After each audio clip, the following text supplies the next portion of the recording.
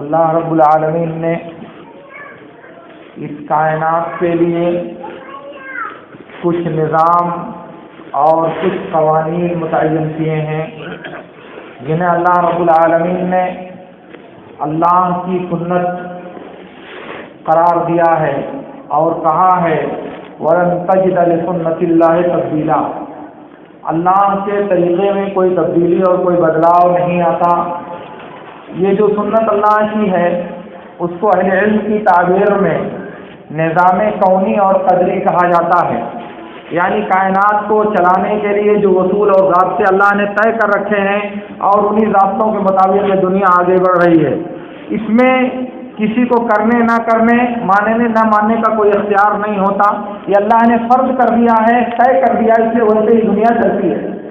اسی کا ایک جز یہ ہے جو اللہ رب العالمین نے کہا وَهَلْ جَزَاءُ الْإِحْسَانِ إِلَّا الْإِحْسَانُ، اچھائی کا بدلہ اچھائی ہی ہوا کرتا ہے۔ آپ اچھا کرو گے تو اللہ تعالیٰ اس کا بدلہ آپ کو بہتر دے گا۔ اور کہا وَجَزَاءُ سَيِّئَةٍ سَيِّئَةٌ مِثْلُهَا، اور برائی کا بدلہ اسی جیسی دوسری برائی ہوتی ہے۔ یہ اس دنیا میں اللہ رب العالمین کا نظام ہے، آپ بھلائی کرو گے آپ اس کا بدلہ بھلائی کی شکل میں پاؤ گے، آپ برائی کرو گے برائی کی شکل میں اس کا بدلہ آپ کو ملے گا۔ یہ اللہ کا اس کائنات میں نظام ہے، اس سے آپ یہ بات پیچھے نہیں رہ سکتی۔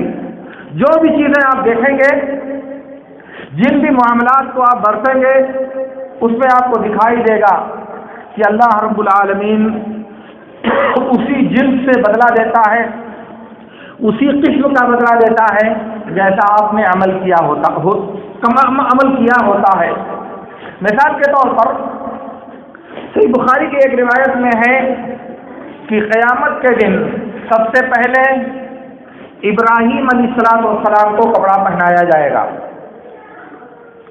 ظاہر ہے کہ سارے لوگ ننگے، قبر سے ننگے، مادرزاد ننگے اٹھائے جائیں گے، مگر میدان محشر میں سب سے پہلے ابراہیم علیہ السلام کو کپڑا پہنایا جائے گا۔ کیوں؟ اس لیے کہ دنیا میں نارے نمرود میں ان کے کپڑے کو ختم کر دیا گیا تھا یا جلا دیا گیا تھا، تو اللہ تعالیٰ نے ان کا یہ بدلہ آخرت کے لیے تیار کر رکھا ہے۔ اسی طرح سے خدیجہ بنت خویلد رضی اللہ تعالی عنہا کو اللہ رب العالمین نے بشارت دیا کہ اے نبی آپ ان کو بشارت دے دیجئے جنت میں موتیوں کے گھر کی، ہیرے اور موتیوں سے بنے ہوئے گھر کی، کہ جس میں شور و شغب اور ہنگامہ نہیں ہوگا، سکون و اطمینان کا گھر خدیجہ کو ملے گا۔ کیوں؟ اس لیے کہ دنیا میں انہوں نے اللہ کے نبی صلی اللہ علیہ وسلم کی زندگی کو سکون و طمانینت سے بھر دیا تھا۔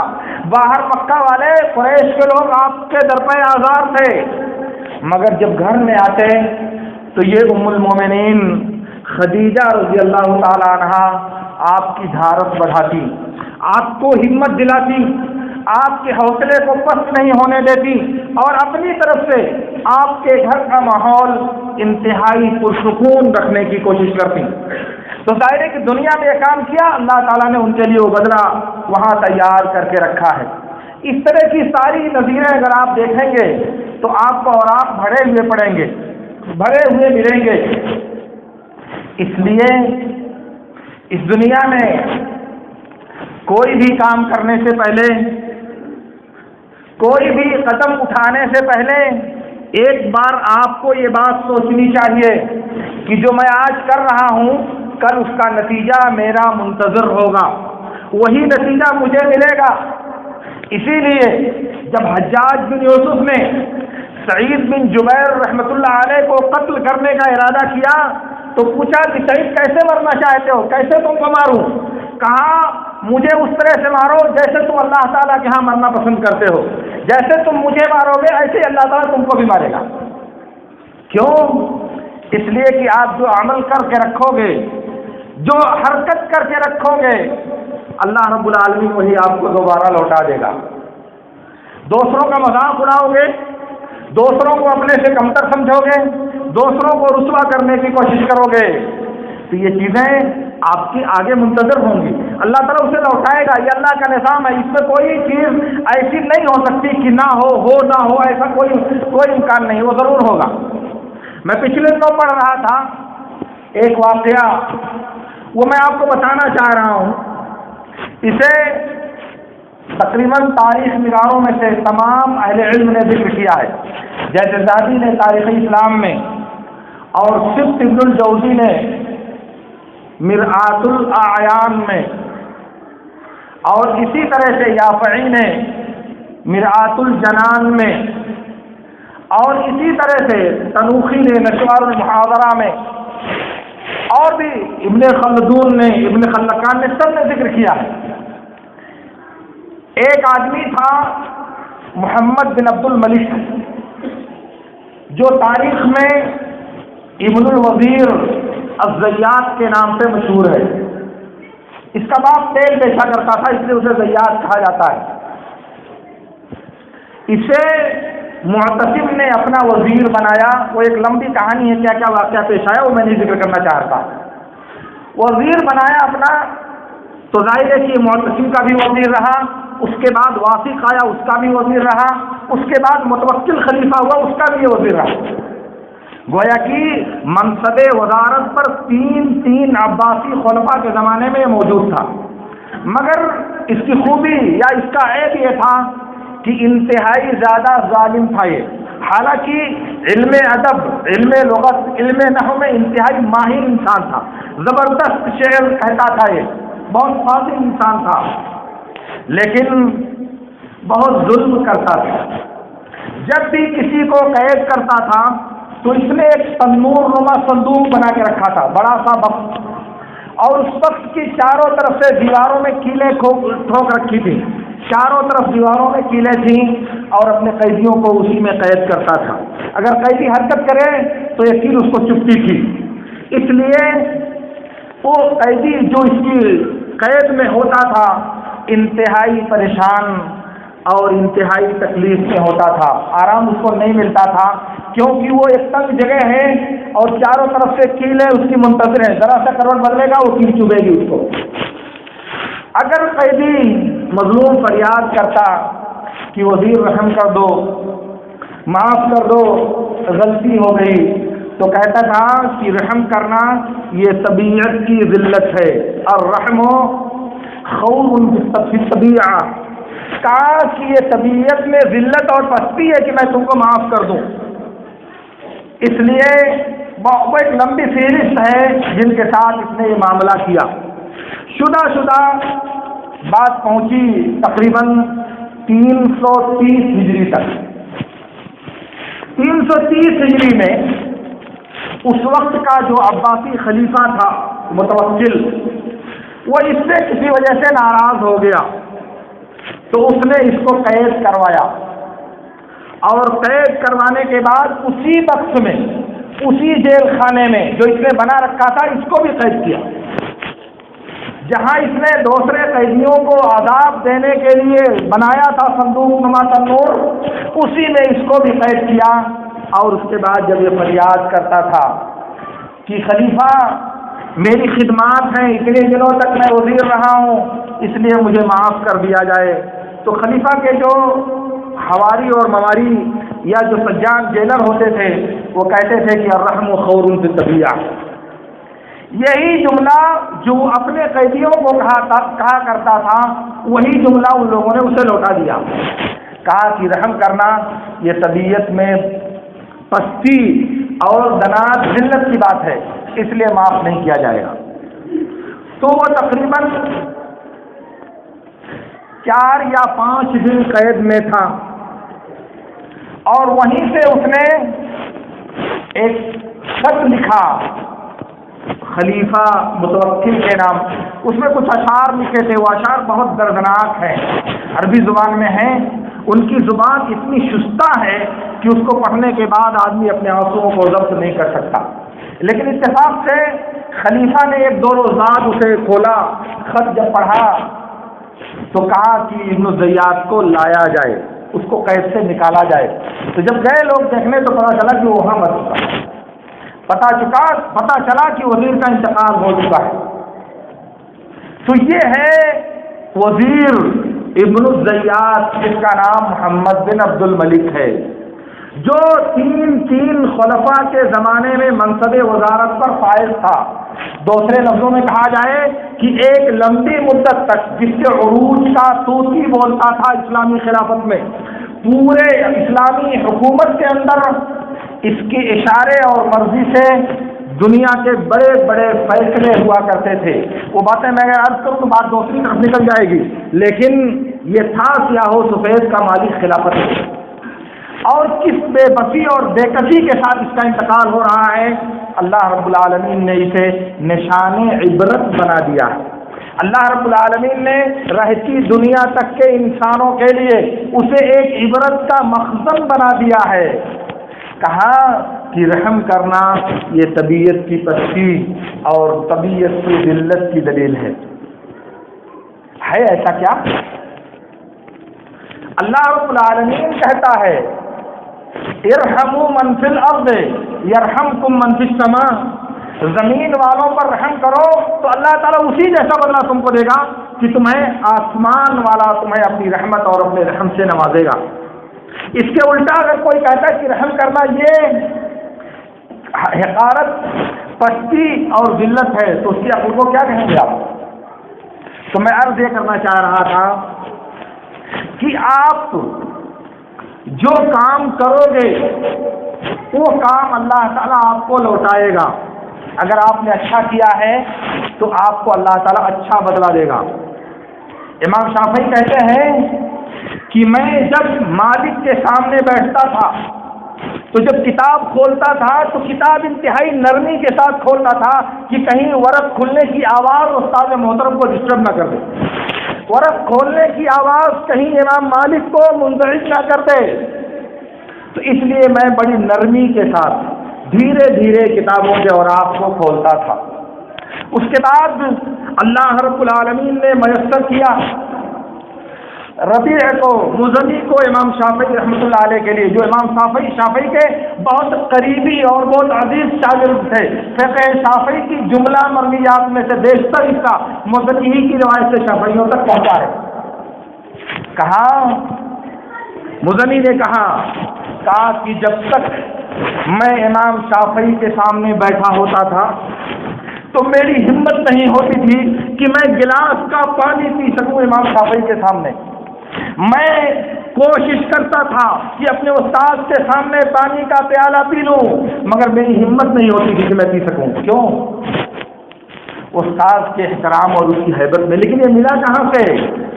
امام شافعی رحمۃ اللہ علیہ نے اپنے استاد امام مالک کا جو احترام دنیا کے سامنے پیش کیا، اس کا بدلہ اللہ تعالیٰ نے یہ دیا کہ ان کے شاگردوں نے انہی کے ساتھ انہی جیسا معاملہ کیا۔ یہ اخلاق کریمہ یہ اللہ کے نظام کا حصہ ہے۔ ابن عبد الحادی نے لکھا ہے کہ میں نے دیکھا، سن لو میرے دوستو، کہا کہ میں نے دیکھا کہ ایک بیٹے نے اپنے باپ کو قتل کر دیا، پھر اس کے بعد میں نے دیکھا کہ اس قاتل کے ہاں بیٹا پیدا ہوا اور وہ بیٹا بعد میں چل کر خود اس نے اپنے باپ کو قتل کیا، خود اس نے اپنے باپ کو قتل کیا۔ اس لیے وہ تمام لوگ قرآن کھول کر کے سن لیں جنہوں نے اللہ کی مخلوق کو اپنے ظلم کا نشانہ بنایا ہے، جنہوں نے اللہ کی مخلوق کو اپنی قہاریت کے شکنجے میں کس کر انہیں ذلیل کرنے کی کوشش کیا ہے، وہ نوٹ کر لیں کہ اللہ کا نظام جب حرکت میں آئے گا تو کہتے ہیں کہ اللہ کی لاٹھی میں آواز نہیں ہوتی۔ اللہ رب العالمین جب انسان کو نوازتا ہے، اللہ رب العالمین جب انسان پر کرم فرماتا ہے تو اس کی عقل جیسے معاف ہو جائے۔ انسان کی عقل کام نہیں کرتی، مگر اس کو یہ سمجھ میں نہیں آتا کہ جو آج میں کرنے جا رہا ہوں یہ ریکارڈ میں درج ہو رہا ہے، یہ میری زندگی کے نہے عمل میں لکھا جا رہا ہے اور اللہ کے نظام کے اعتبار سے یہ لوٹ کر کے آئے گا۔ یہ تاریخ میں یہ چیزیں بھری پڑی ہیں۔ اللہ کے نبی صلی اللہ علیہ وسلم ایک وقت تھا کہ مدینے سے رات کی تاریکی میں دشمنوں کے ڈر سے چھپتے اور چھپاتے ہوئے مکے سے نکلے تھے۔ ایک وقت تھا کہ اللہ کے نبی صلی اللہ علیہ وسلم اپنی جان بچاتے ہوئے مکے سے رات کی تاریکی میں دشمنوں کے خوف سے چھپ کر کے نکل رہے تھے، مگر 8 سال بھی نہیں بیتا تھا کہ اس کے بعد مکہ کے تمام دروازوں سے نبی صلی اللہ علیہ وسلم دن کی دوپہر میں فاتحانہ انداز میں داخل ہوئے، اور جن کے ڈر سے چھپ کر کے گئے تھے وہ سب دست بستہ بشکل قیدی نظروں کے سامنے موجود تھے، وہ سب اللہ کے نبی صلی اللہ علیہ وسلم کے سامنے حاضر کیے گئے تھے۔ اور وہیں صرف 7 سال پہلے اللہ کے نبی صلی اللہ علیہ وسلم بڑی بے کسی کے ساتھ گئے تھے، وہاں سے بڑے خوف و ہراس کے عالم میں رات کی تاریکی میں مکہ سے نکلے تھے، مگر اللہ تعالیٰ نے اس برداشت کا بدلہ یہ دیا کہ صرف چند سالوں کے بعد جنہوں نے آپ کے قتل کا منصوبہ بنایا تھا، الیاذ باللہ جنہوں نے آپ کے وجود کو صفحہ ہستی سے مٹا دینے کی سازش کی تھی، وہ سب آپ کے سامنے کھڑے تھے۔ چاہتے تھے کہ کر کے سب سے بدلہ لے سکتے تھے، چاہتے تھے ایک ایک کر کے سب کو اپنے انتقام کا نشانہ بنا سکتے تھے، مگر نہیں، میں بتانا یہ چاہ رہا تھا کہ اللہ کے نبی صلی اللہ علیہ وسلم جس کا خوشی کے ساتھ وہاں سے نکلے تھے، اس کا نتیجہ اللہ تعالیٰ نے یہ دیا کہ انتہائی معزز اور مکرم اور مکہ کا فاتح بنا کر کے اللہ رب العالمین نے آپ کو وہاں داخل کیا، صرف چند دنوں کی چند سالوں کے فاصلے کے بعد۔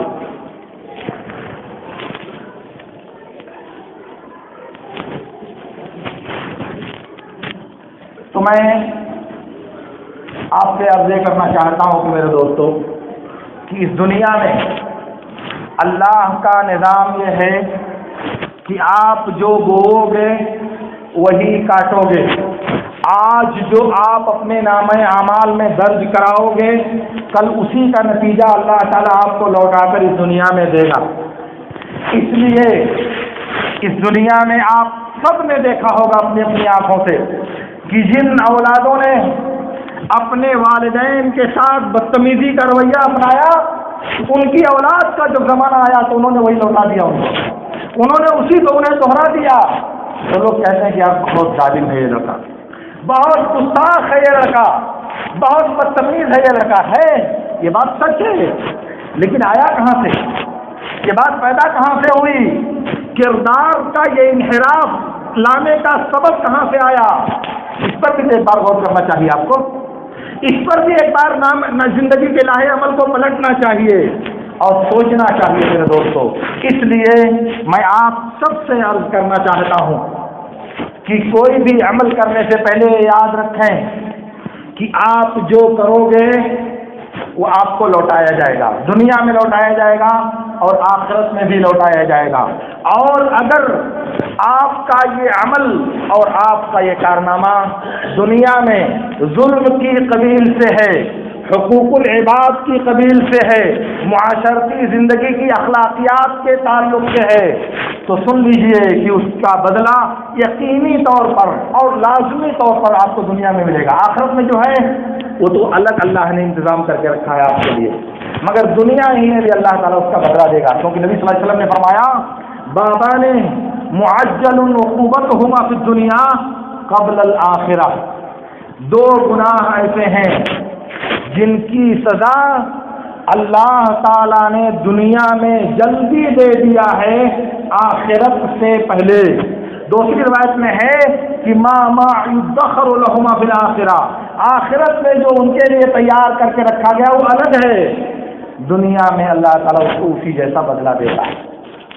اس لیے اس میں کوئی چیز ایسی نہیں ہو سکتی کہ ایک انسان نے اپنے والدین پر ظلم کیا اور پھر اس کے بعد وہ خوشحالی کی زندگی جی کر گزر گیا اور کچھ نہیں ہوا، ایسا نہیں ہو سکتا۔ اس لیے اگر والدین اولاد پر ظلم کریں گے تو وہ بھی ایسا نہیں کہ اس کا بدلہ اللہ تعالیٰ نہیں دے گا، اور اگر الٹا ہوگا تو ایسا بھی ہے کہ اللہ رب العالمین انہیں اس کا بدلہ دے گا۔